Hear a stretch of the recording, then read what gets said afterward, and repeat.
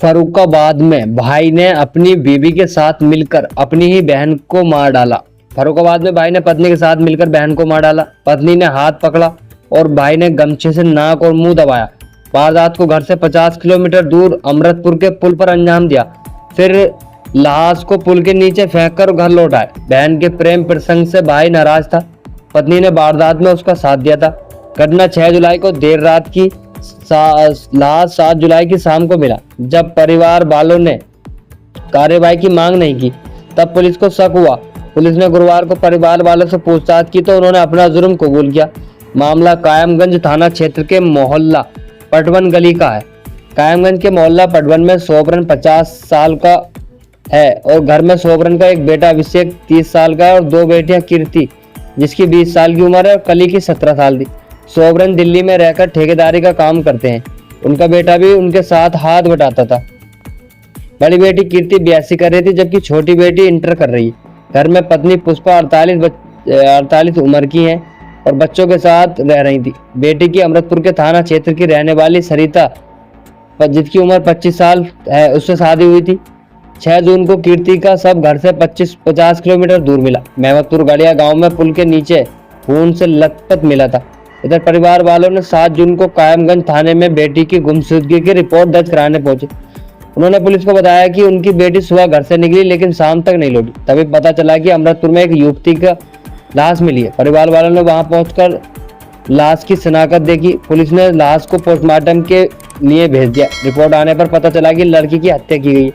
Report में आया कि उसे गला दबाकर मारा गया, लेकिन घर वालों ने किसी पर कोई आरोप नहीं लगाया, ना तो कार्रवाई के लिए कहा। शक होने पर पुलिस ने भाई भाभी को पूछताछ के लिए हिरासत में लिया। पहले तो दोनों इधर उधर की बात करते रहे, लेकिन जब पुलिस ने कड़ाई से पूछताछ की तो दोनों टूट गए। हत्या की बात कबूल की। दोनों ने हत्या का कारण बताया।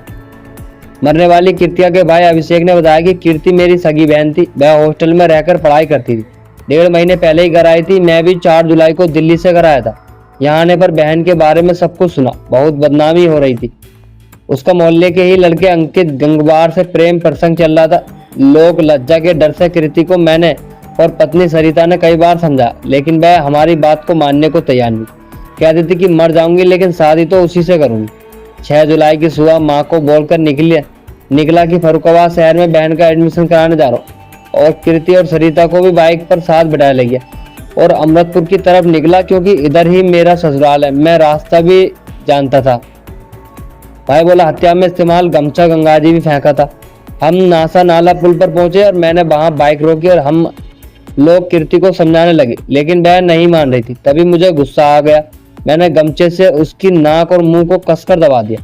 मेरी पत्नी ने उसके हाथ पकड़े। थोड़ी देर तक वो छटपटाई, फिर मौत हो गई। फिर हम दोनों ने उसको पुल के नीचे धक्का दे दिया।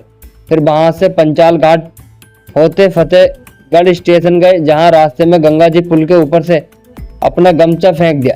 फिर हम दोनों घर आ गए। अगले दिन पुलिस में गुमशुदगी की रिपोर्ट दर्ज कराने पहुंच गए।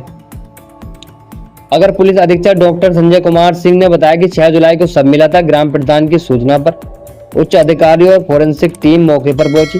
वहां से सबूत इकट्ठा किए गए और परिवार वालों की पूछताछ से बताया गया कि कॉलेज की बात कहकर अकेले गई थी।